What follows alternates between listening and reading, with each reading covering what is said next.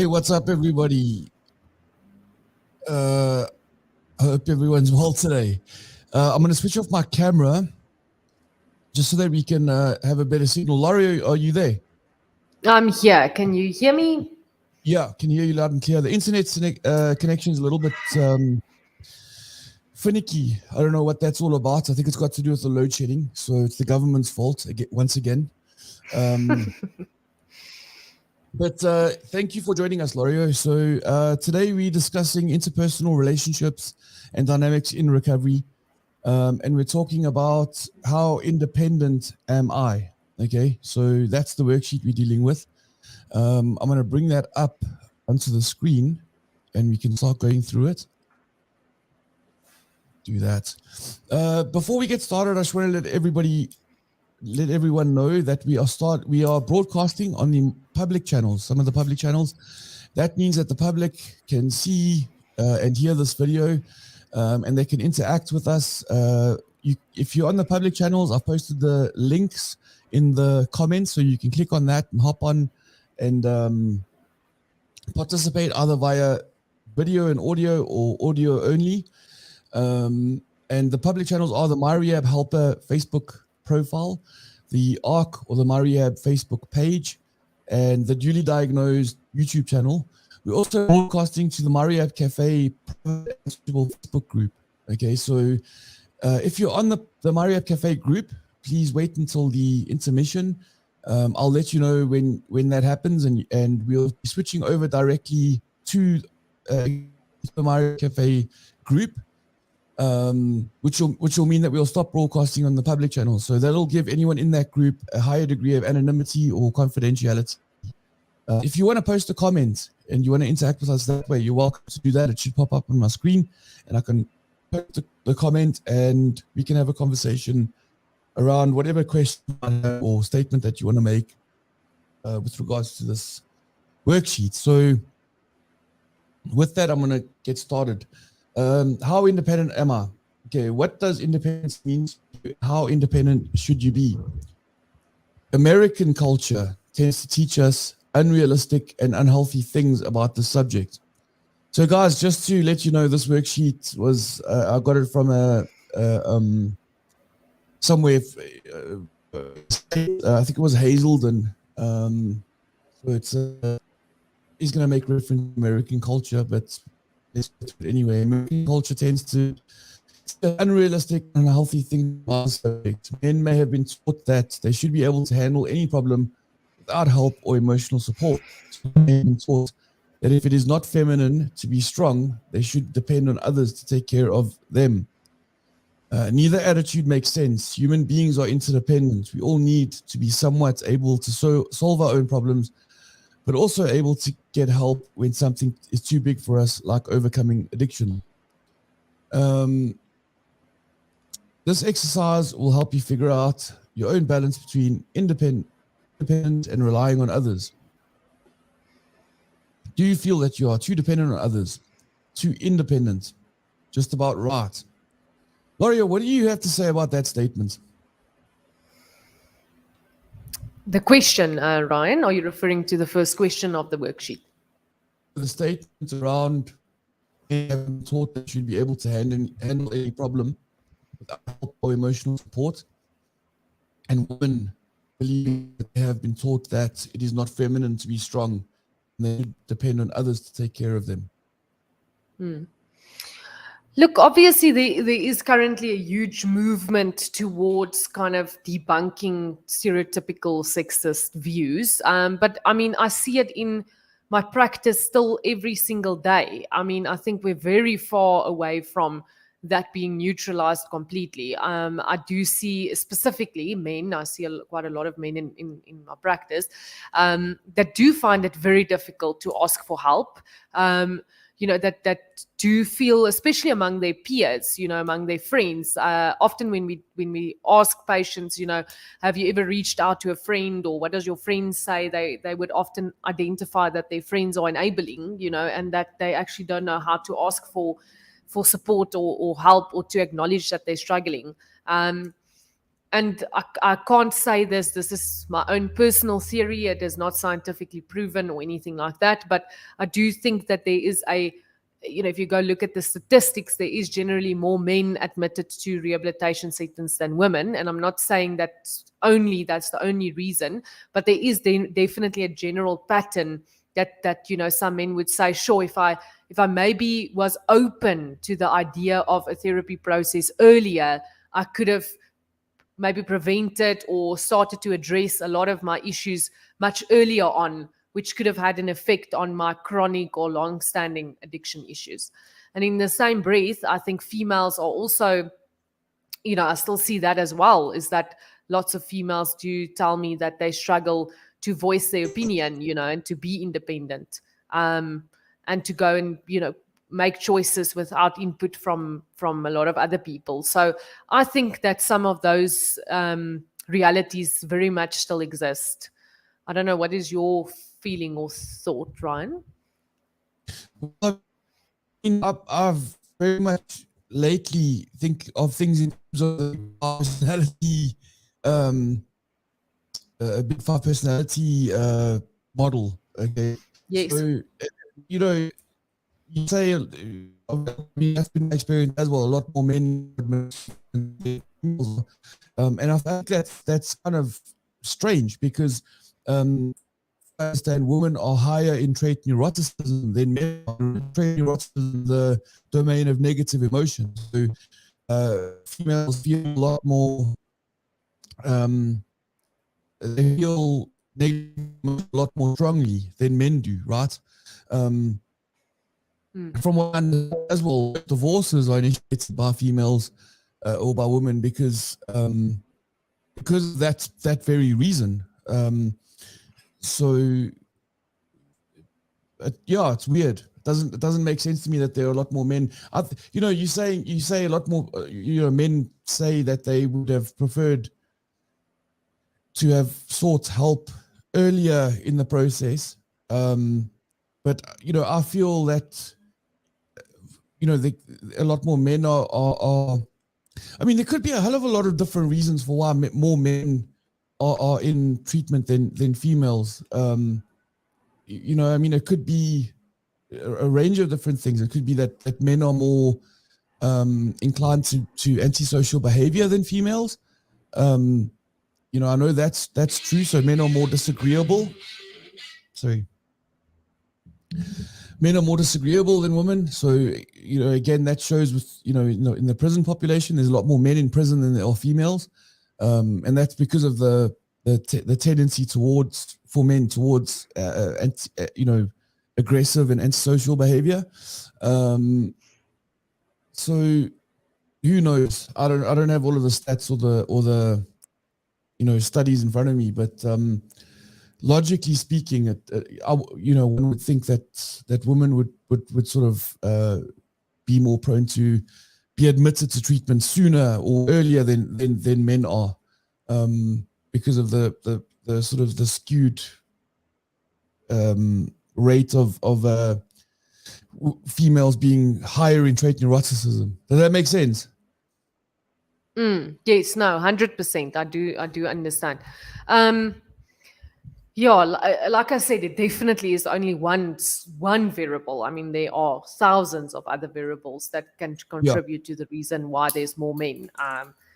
But I think I still find maybe also age-wise that plays a role. I find more that older men, meaning maybe I don't want to put it in an age range, but would say that they do still feel like some of those stereotypes regarding army and the fact that boys don't cry and those type of things have withheld them from asking for help in certain instances. And I mean, it doesn't even have to be just with friends. I think it can be at work as well. The fact that I think, and again, I don't actually want to make it about males and females, but I think people who feel like, if I'm going to ask for help, it's going to be seen as some form of a weakness. I should rather try sort it out for myself. So yes, maybe it's difficult to specifically classify it into male. So you're saying there's almost like a older men, and I mean I'm sure you're talking like men that are sort of in their late 40s and upwards, right? They would have experienced that hardcore army culture. In Mm, I mm. was in the 80s and I'm just 40, so I didn't have that army experience or anything like that. I was sort of brought up by my old man and a couple of other male figures that were so that culture can like hand on in a way where it makes one where conservative ultra conservative culture still is, but I think it's dissipating a lot. I think they're becoming a lot to treatment and getting help for their issues, especially with the advent of all of this technology that we've got access to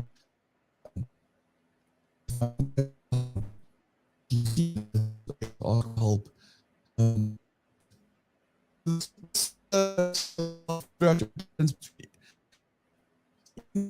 Rely on others. Feel you choose others to independence. And unrealistic and other things about it.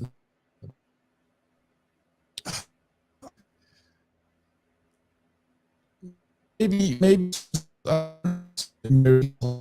so, um, like all over the world, just let's move on to the next question.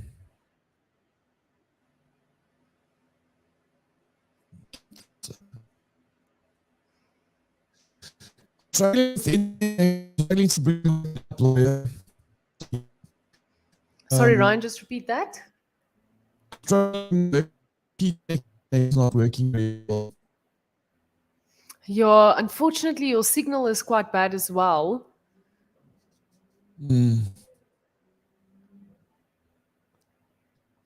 Okay.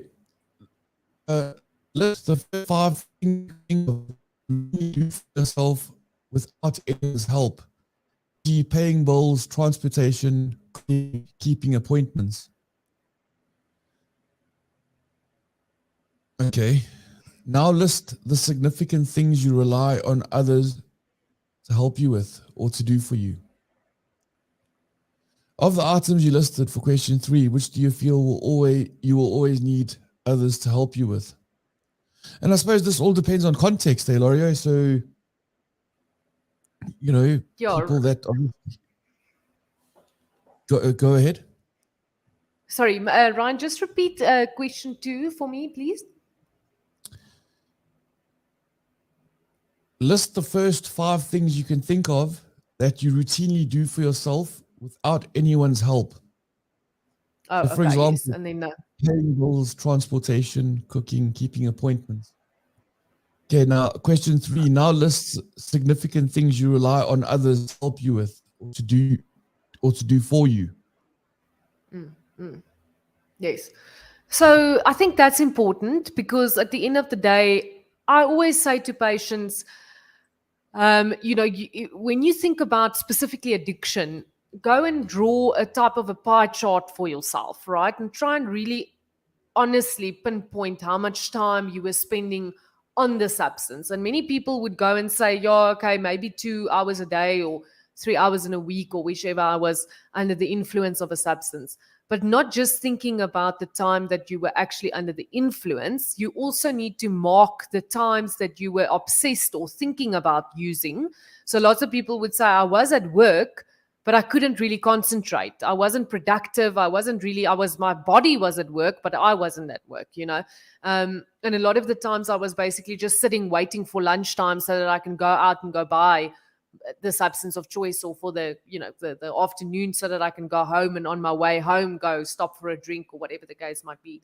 And then as well, not just planning on using and being under the influence, but also the amount of time that you spend having to recover from a substance. So again, you can be at work on a Monday or go to church on a Sunday or whatever the case might be, but not really be present because you are dealing with the aftermath of your using of the previous days or whatever the case might be.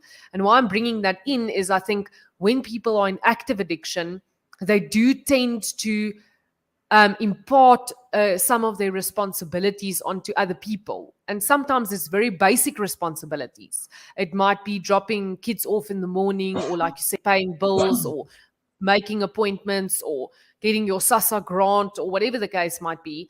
And now that a person might be through the rehab process and now in the recovery process, there might be confusion in terms of who is now responsible for doing those things. Am I still going to rely on the person who did it for me when I was in active addiction, or am I now in a better space to start taking over some of those responsibilities? And like you said, context apply, because it also doesn't help you just automatically take on too much of those responsibilities onto yourself, and you kind of can't cope and go back to square one. So that's a conversation that I think is necessary, but it's also important to identify, where you might be still over relying on people following the active addiction period because it's more convenient, if that makes sense.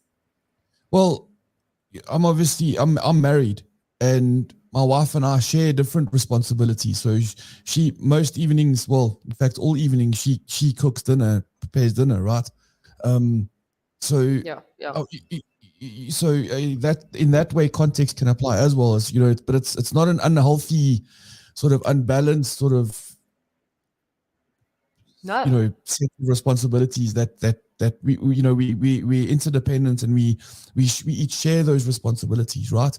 But I was gonna say, I remember hearing somebody talking about their geriatric family member that's in an old age home, and the rule with somebody like that is never do something for somebody that they can't do for themselves, right? Because you rob them, you're almost robbing them of their independence, and making them sort of like become reliant on something that they needn't be reliant on necessarily, right? So, and I think the same applies for young children. As they get older, they become more capable. I had like quite a big argument with my wife about, the kids being allowed to pour their own cold drinks into cups. So she's very high in orderliness. So she's scared that they're going to mess all the time. And I'm like, well, let them mess, let them screw it up. And then let them learn from it. You know what I mean? If you're going to pour their drinks for them until they're 10 years old, they're going to like become morons. You know what I mean? So allowing people the opportunity to take on responsibility. And I mean, and then that's the thing. That's what we see a lot of, I think, is a lot of parents, there's two options when it comes to sort of having kids that are ready to leave the home, right? So it's one, you can keep them safe.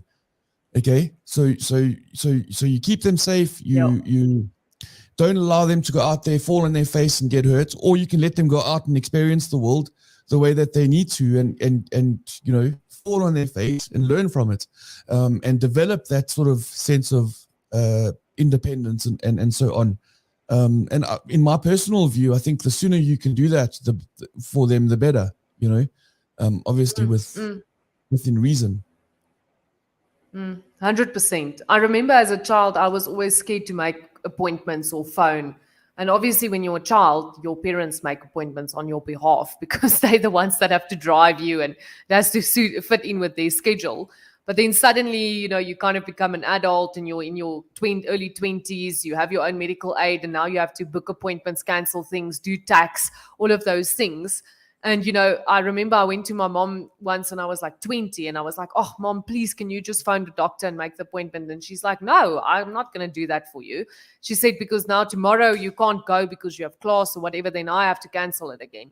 So I think if there's not that natural bit of pushing your children forward to say, but you can do it, you have a voice, they're not going to be, she asked me, what is the fear of phoning the person? And I said, I don't know, I just don't like it. And then she said, but that's not a good enough reason for me to have to do it, So I mean, it's difficult to determine when is the right time to, you know, give your children that reign to start doing those things, you know. But my mom, you know, basically just said, well, you'll have to start at some point. So you weren't going to make your own appointments when you were 10, but now that you're 20, it's natural, because I'm not going to always be here, you're not always going to live with me. And then I kind of wanted to impart it on my boyfriend at the time. And he was also like, no, I'm not going to make your appointments for you. So I think there needs to be a bit of that resistance, because now I'm on the phone all the time, you know. And if that was something I kept on avoiding, like driving as well, I was terribly scared of driving. Most of my patients would know I've told them the story that I've wrote off a car when I was very young, and there was no substances involved. But after that, I was so scared of driving, until one point where I really wanted to move to Cape Town to go study there. And my twin sister didn't want to go along. And she said, but why don't you just go? And I said, because I can't drive. And then she said, well, then learn to drive. Why will you? She said, you can't always be reliant on, now you're not going to move to Cape Town because you can't drive. And it took me about 1.5 years, but eventually, you know. So I think if there's a little bit of that confidence that others instill in you to say you can do it, it might be painful or uncomfortable, but you can do it. We'll be there for you if you can no longer do it. But at the end of the day, you know, go out and try at least. Yeah, I think a lot of people have been robbed. Have been robbed of the opportunity to learn how to be independent. I see that so often where the, you know, especially when the, you know, children have been sort of messing around with drugs. You know, parents they want to. There's a movie called Beautiful Boy. I don't know if you've seen it, Loria. Oh, I so desperately want to see it. I just missed it. And it's not on Netflix anymore. But anyway, I'll get it. But I've heard great things about it. Netflix or Apple TV. You can get it on Amazon Prime.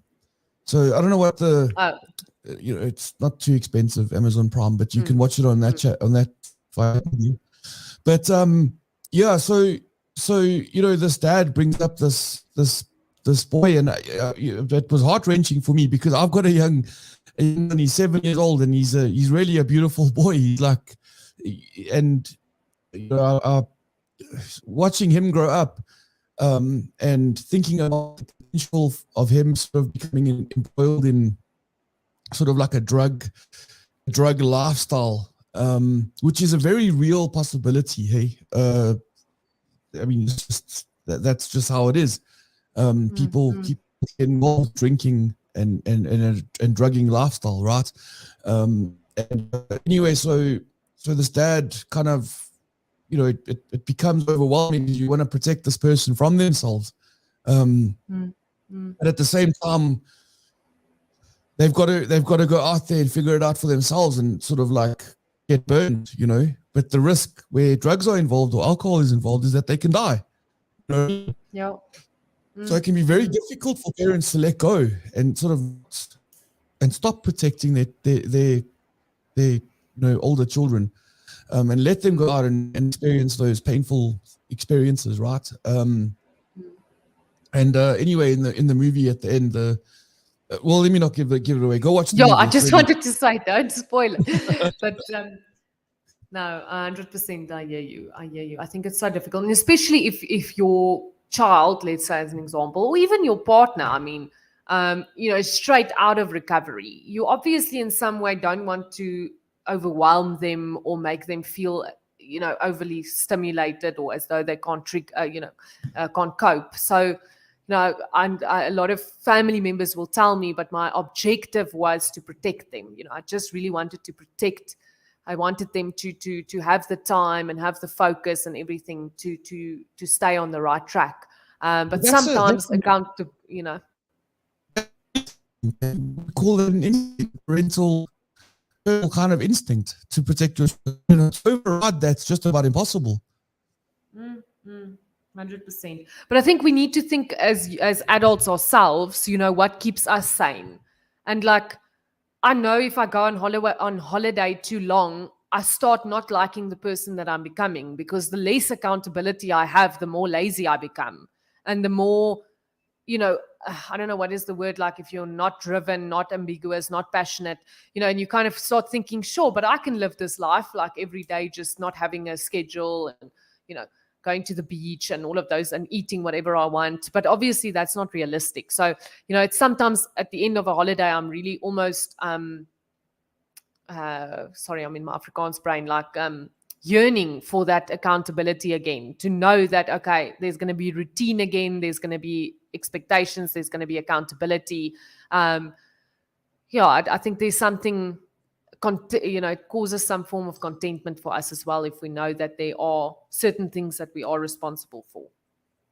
I mean, so a lot of people that responsibility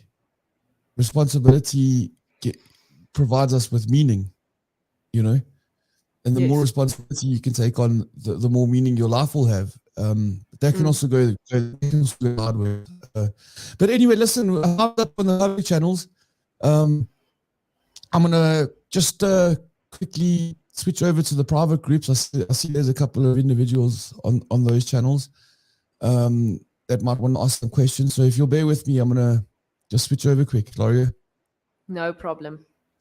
Thanks to everyone on the public channels who's watched. If you guys want to participate in the Marriott Cafe initiative, the details are sort of going across the screen. You can send me a WhatsApp message. My number's on the screen, and I'll direct you in terms of how you can join up. Hey, if you've been through the ARC inpatient program, the Marriott inpatient program, there's no charge for joining up. So just send me a WhatsApp message and I'll set you up. Okay. Thanks. Cool. Thanks, guys.